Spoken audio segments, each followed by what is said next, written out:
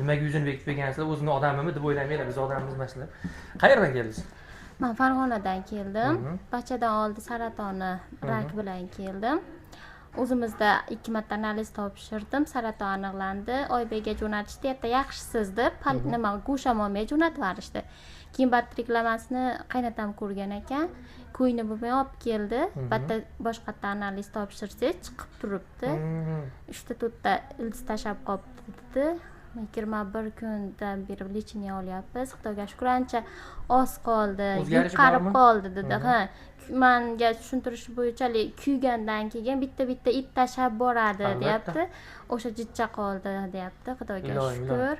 Oldini oldi. Agar o'sha Oybekdagi 1 yildan keyin yana boshqatdan topshirasiz dedi, unga qarab ishonib qolganimda 1 yilda ichidan chagina operatsiyagacha borishingiz mumkin edi. Misol uchun Xudo ko'rsatmasin, bachadonni olib tashladigan holatlar ham bo'ladi-da.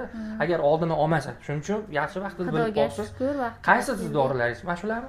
Manikilar, mana. Mana ularmi? Ichyapsizmi? Oho. Butun aptekani ko'chirib chiqibsiz-ku, ha? Yaxshi. O'rtoqlar, mana hammasi qimmatbaho, o'sha shifobaxsh bo'lgan giyohlardan tayyorlangan, tabiiy giyohlardan tayyorlangan mahsulotlar.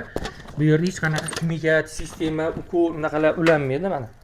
Shu bachadon bo'yni eroziyasiga, kista miyomalariga xullas davo bo'la oladigan giyohlarimiz.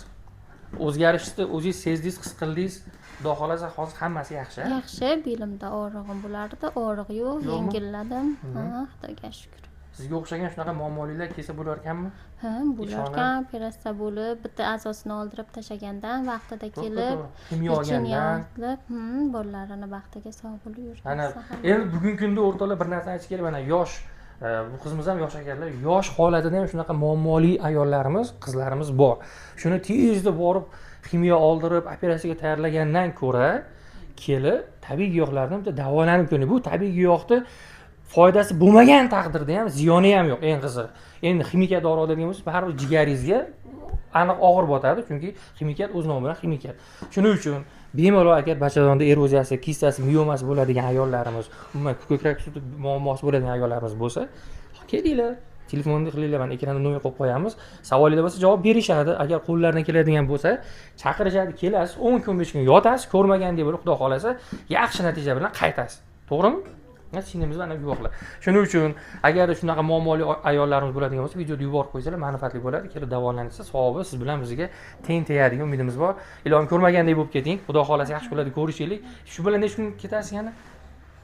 Organizmimizga bog'liq dedi. Ha, yana 5-6 kun qoladi. 5 kuncha qo'shib berishgan. Ha, ilohim, endi doposlik qildirasiz, o'shanda o'zingiz ko'zingiz bilan ko'rasiz, ishonch hosil qilasiz. Asosiysi kayfiyatni tushirmaslik kerak. O'zi yaxshi kayfiyat yarim sog'liqda, shuning uchun davolanishga ishonib ketish kerak. Xudo xolasa bu yoq yaxshi bo'ladi. Salomat bo'linglar, rahmat, charchamanglar, shifo bo'lsin. Ko'rmagandek bo'lib ketinglar.